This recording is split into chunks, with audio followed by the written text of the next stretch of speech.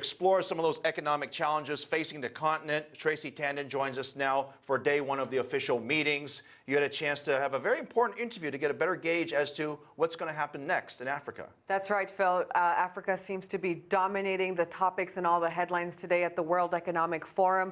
A lot of discussion over what's going to happen to the continent. It is an emerging and burgeoning continent with a lot of great investment opportunities across the country. Earlier today, I had the chance to speak to Egyptian Finance Minister Dr. Ahmed Galal. Egypt is in a very interesting and transitionary phase at the moment.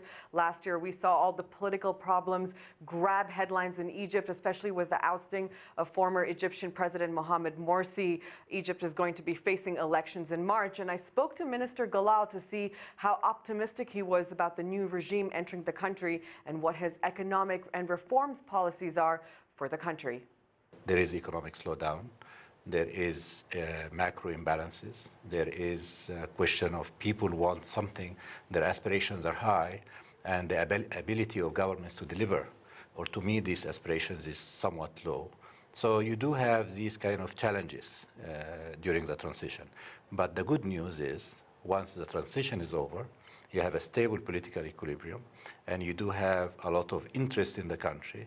People begin to go back and resume working, and life is a much better life than before the transition. That's exactly what Egypt is going through. What sort of economic reforms are you putting in place to bring the country back to growth and prosperity? We had two choices.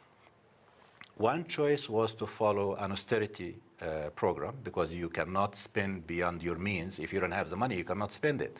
But the problem with that austerity program was going to be is that the economy that was slow would grow even slower. Unemployment would be even higher. And at the same time, the people who went to the squares, not liking what the previous governments were doing, were going to be saying, well, what is this? We did a revolution and you're giving me nothing. It was a formula that would not work for the country. We knew that. So we decided that we're going to go for another type of a reform agenda that is an expansionary monetary and fiscal policy to stimulate the economy and create jobs, and at the same time try to satisfy some of the immediate, imminent demands of the population. The trick was to find additional money. We were fortunate to have the support from the Gulf countries, and it came in a timely fashion, and it enabled us to activate the economy. Most of it is going to investment, public investment in infrastructure, which will activate the economy now and generate jobs, and at the same time it will prepare the country for growth down the road once this government is gone and we have a new government and a new president. So that is essentially that's our reform agenda in general.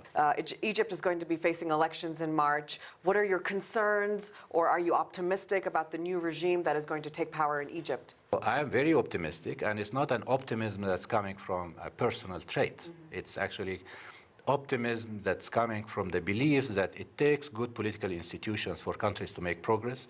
It's coming from solid economic foundations and good functioning markets with a reasonable role for the government to play. It comes from clarifying objectives. We want economic growth with prosperity for all. So this idea of economic growth and social justice are the twin objectives that we are trying to pursue. Minister, I have to ask you, Iran has been a hot topic at the World Economic Forum this week. Tomorrow we're going to hear from the President of Iran, President Hassan Rouhani. We're also going to see the Israeli delegation arrive, Benjamin Netanyahu, President Shimon Peres. Of course, we have the Egyptian delegation here in Davos already.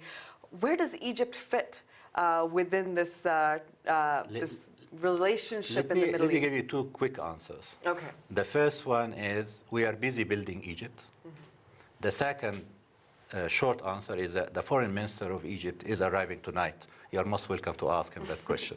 Spoken like a true diplomat. Lastly, before you go, talk to me about Egypt. I'm an economist, by the way. I'm not a diplomat. What is your relationship with China?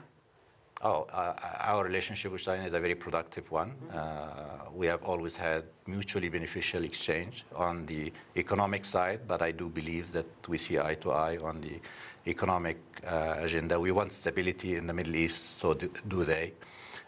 We want peaceful resolution of conflicts, and that's also in common between the two countries, we count on the friendship with China.